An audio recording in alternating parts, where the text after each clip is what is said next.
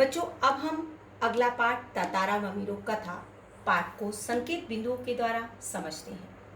ये कहानी एक युगल के आत्म बलिदान की कहानी है। ये कहानी पुरानी परंपरा का अंत करने के साथ जुड़ी हुई है। इसमें तातारा एक विलक्षण युवक था, विलक्षण असाधारण युवक था, जो दूसरों की मदद किया करता था और सभी लोग उसे प्रेम करते थे, क्योंकि वह दूसरों की मदद के लिए जहां उसे बुलाया जाता था वहीं पहुंच जाता था। इसलिए उसे विलक्षण युवक कहा जाता था। लेकिन विलक्षण युवक इसलिए भी कहा जाता था क्योंकि उसकी कमर में एक तलवार बंधी थी, जिसमें एक अद्भुत शक्ति थी। ऐसा लोग मानते थे, इसलिए उसे विलक्षण युवक कहा जाता था। तातारा का वमीरो से प्रेम कैसे हुआ? अब तातारा शाम के समय क्या लहरों का आनंद लेता था, समुद्र के किनारे जाता था और लहरों का आनंद लेता था।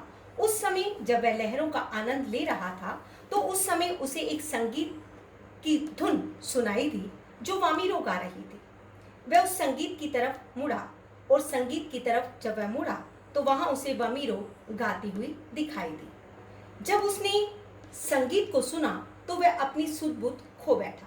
वह वामीरो से प्रेम करने लगा और जब वह वामीरो का गाना रुक जाता है, जब वामीरो से कहता है कि आपने गाना क्यों रोक दिया, तो वामीरो कहती है कि दूसरे गांव के युवक के साथ बात करने के लिए मैं बाध्य नहीं हूँ और मैं आपके साथ बात नहीं करना चाहती हूँ। तो वामीरो तातारा उससे कहता है, बड़े याचनापूर्ण तरीके से कहता है कि आप मुझे अपना नाम बता दो, क्या आप मुझे कल मिलने के लिए आओगी? अब वामीरो जब घर पहुंचती है तो वह तातारा के बारे में सोचती रहती है। वह चाहती है कि वह तातारा से मिलने ना जाए, लेकिन उसका मन जो है तातारा से मिलने के लिए उत्सुक हो जाता है। वह अगले दिन तातारा से मिलने जाती है। वे दोनों एक दूसरे से मिलते हैं और दोनों का आपस में प्रेम हो जाता है। वे रोज एक दूसरे से मिलते हैं और एक दूसरे को बिना कोई शब्द कहे एक साथ बैठे रहते हैं। यहाँ पर तातारा वमीरो कथा में तातारा और वमीरो के आंतरिक प्रेम को दिखाया गया है। अर्थात यहाँ पर बिना कोई शब्द कहे एक दूसरे की बात को समझना आंतरिक प्रेम है। यहाँ पर तातारा और वमीरो के प्रेम को बताया गया है और ये बताया गया है कि इन दोनों का प्रेम जो था बहुत सच्चा था। अब पासा में क्या होता था, हर साल पशु पर्व मनाया जाता था। अब पासा में जब पशु पर्व मनाया जाता था तो वहां पर सभी लोग इकट्ठे होते थे। वहां पर पशुओं और मनुष्यों की आपस में लड़ाई कराई जाती थी, संगीत होता था, भोजन होता था, एक त्योहार की तरह ये मनाया जाता था। वहां पर तातारा और वमीरो भी आए और वमीरो की माँ भी आई। अब वमीरो को, जो वमीरो की माँ थी, उसे तातारा के साथ वमीरो का मिलना अच्छा नहीं लगा। उसने, वमीरो की माँ ने तातारा को बहुत भला बुरा कहा। गांव के लोगों ने तातारा का साथ नहीं दिया और ये कहा कि वमीरो को उसके साथ विवाह नहीं करना चाहिए या उसका संबंध उसके साथ जुड़ना नहीं चाहिए। अब तातारा को इस बात से बहुत क्रोध आया। उसे ये लगा कि उसने लोगों की बहुत मदद की है और वह उसकी मदद करेंगे, लेकिन लोगों ने उसकी मदद नहीं की और लोगों ने वमीरो की माँ का साथ दिया। अब तातारा को बहुत क्रोध आया। उसने क्रोध में आकर अपनी जो तलवार थी, जो कमर में बंधी हुई थी, उसको धरती पर गाड़ दिया और उस तलवार के अंदर एक दिव्य शक्ति थी, जिससे धरती जो थी दो टुकड़ों के अंदर फट गई। अब धरती का फटना अर्थात धरती जो थी दो टुकड़ों के अंदर फट गई। अब एक तरफ तातारा था और दूसरी तरफ वमीरो। तातारा ने बहुत कोशिश की कि वह वमीरो के साथ चला जाए, अर्थात वमीरो को पकड़ ले या वमीरो की तरफ दूसरे साइड चला जाए या दूसरी तरफ चला जाए, लेकिन ऐसा नहीं हो सका। एक तरफ तातारा और एक तरफ वमीरो। तातारा का क्या हुआ, वमीरो का क्या हुआ, ये किसी को कुछ नहीं पता।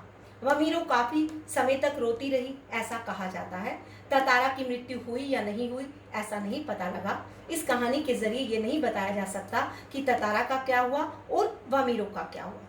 लेकिन तातारा और वमीरो के आत्म बलिदान के बाद जो पुरानी परंपराएं थी उसका अंत हो गया। अर्थात लोग जो थे एक दूसरे से जो लड़ाई झगड़ा कर रहे थे उन्होंने बंद कर दिया और एक गांव का दूसरे गांव में भी जो विवाद था, जो संबंध था, वो स्थापित होने लगा। इन दोनों के आत्म बलिदान के कारण क्या हुआ, पुरानी परंपरा का अंत हो गया। अब पुरानी परंपरा का अंत कैसे हुआ? इन दोनों के त्याग के कारण हुआ।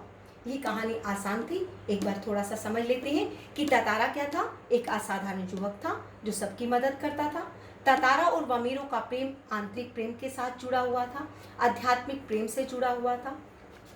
जब ये एक दूसरे से प्यार करने लगते हैं तो गांव के लोगों को पता लग जाता है और गांव के लोग इसे सही नहीं मानते हैं और वे ततारा का साथ नहीं देते हैं। वे वमीरो की माँ का साथ देते हैं और ततारा को भला बुरा कहते हैं। ततारा को इस बात से अच्छा नहीं लगता है, उसे बहुत क्रोध आता है कि लोगों का उन्होंने बहुत साथ दिया, जहाँ उनकी मदद की जरूरत होती थी वे वहीं पर पहुंच जाता था। पासा में जब पशु पर्व हुआ तो ततारा और वमीरो मिले, लेकिन लोगों ने ततारा और वमीरो को नहीं मिलने दिया और वमीरो की माँ ने ततारा को भला बुरा कहा। क्रोध में आकर व्यक्ति विवेक खो देता है और ततारा ने भी विवेक खो दिया और गुस्से में आकर उसने वो कार्य किया जो उसे नहीं करना चाहिए था। उसने क्या किया? अपनी कमर में बंधी हुई तलवार को निकाला और धरती पर गाड़ दिया, जिससे धरती फट गई, अर्थात दो टुकड़ों में बंट गई। ततारा और वमीरो एक दूसरे से अलग हो गए। ततारा ने बहुत कोशिश की कि वह वमीरो से मिले, लेकिन वह कोशिश में असफल हुआ। ततारा अलग हो गया और वमीरो अलग हो गए। लेकिन यहाँ पर ततारा और वमीरो के आत्म बलिदान के कारण जो पुरानी परंपरा थी उसका अंत हो गया और एक गांव दूसरे गांव से संबंध स्थापित करने लगा। और ये कैसे संभव हो सका? ये ततारा वमीरो के आत्म बलिदान के कारण हो सका।